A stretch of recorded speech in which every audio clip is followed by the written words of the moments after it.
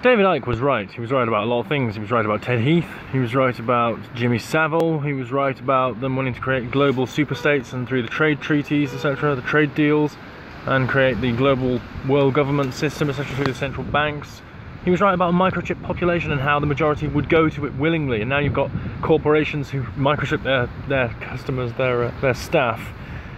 And if you don't get a microchip, then you can't carry on working for us. I bet Amazon will do that soon. Who's going to stop working for them? Apparently their pay is really good and their conditions for the workers in the factories are exemplary.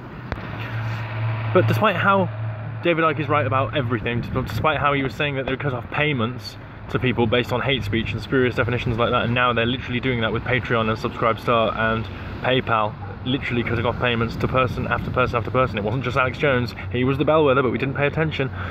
And that Pastor Morelli, whatever his name is, poem, they came for the socialists, I didn't speak out because I was not a socialist, is more relevant than it's ever been in history, apart from then. We gave away free speech because we decided that too many people were using hate speech. It was used to abuse people, and therefore free speech was no longer valuable. So we gave it away. That's what happened.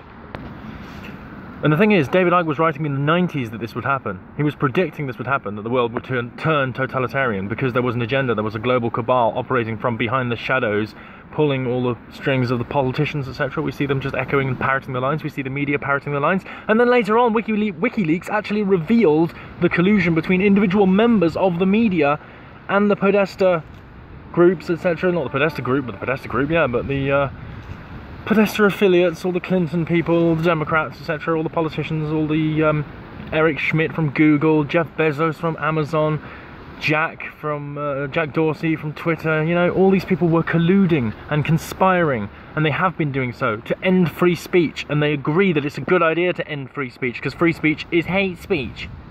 This is the real fascism. Not the reaction against it, not the people saying, oh, it's a disgrace that these Muslim rapists are doing this or whatever, you know, in Huddersfield and Rochdale and Rotherham and Oxford and Telford. Shouldn't have to qualify my comments all the time. But we've got like a far left group that have forgot that the central banks and the government and big tech and everything and all the fascism actually coming from there is the fascism. And they're just attacking the other side that are warning about it, basically. The ones that are calling for free speech and warning about the censorship, they're the fascists. And this divide and conquer technique has been used to confuse everyone and completely rule and make us take our minds off all the big problems in the world we need to actually address right now, because we've only got one chance of addressing them. Well, we're not addressing them, we're just fighting ourselves, and we don't need to be. That's what David Icke predicted would happen. But David Icke is often discredited because people always talk about lizard people. Like there was an article today in the Guardian, because they were talking about how Alice Walker praised David Icke recently and said she read all his books and, you know, values him, and he's basically condemned as an anti-Semite because he talks about Zionism. You can't use the Z word. Shaun of the Dead told me.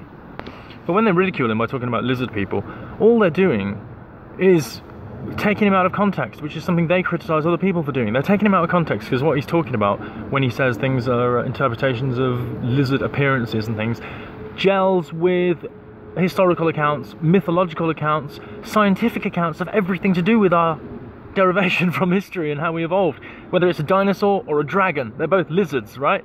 Whether it's Moloch or whatever, I don't know, the lizard people of this, that and the other. They're all lizards, everything. We've got an R complex in our brain. We're evolved from lizards. History and mythology seems to involve lizards an awful lot. It's a logical interpretation that there's some kind of, on a metaphysical level, on some dimension, which is metaphysics and science, but never mind, it seems like fantasy. It's a logical conclusion to interpret a lizard manifestation in a historical context, judging by the mythological blah blah blah. But of course, out of context, it just seems like crazy talk. Just like out of context, all the stuff he was talking about the government seemed like crazy talk until it actually happened, and now no one would ever say it was crazy. No one would ever say it was crazy for saying that people were censoring, or that people were willing to be microchipped, or that there are elite paedophile rings which involve people like Ted Heath and George H.W. Bush. You know, no one will think he's crazy for that now. Later on, that will be revealed and probably made public. And David Icke was talking about the influence of these NGOs before anyone was publicly. Now people just talk about it in the news openly, and Soros and everyone just, you know, is celebrated or condemned in equal measure, but it used to be just renegated to the conspiracy theory field. It wasn't in the mainstream like it is now. So David Icke was right.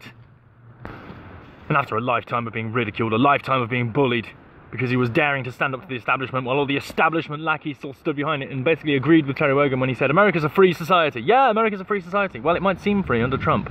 But, you know, they're still losing all their freedoms. Alex Jones was still able to be shut down from social media. Everything is still happening. The deep state is basically doing whatever it wants, and Trump isn't doing anything, is he?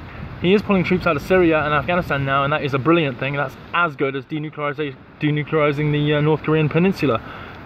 But he isn't doing enough about big tech, is he? The USMCA was a coup for Silicon Valley. He needs to do a lot more. And as for Brexit, well, stuff Brexit. I don't even care anymore because there's no point in voting. We don't have a legitimate system of democracy. So what would be the point? They're probably going to have a second vote and then a third vote, fourth vote. Yeah, you can vote if you want.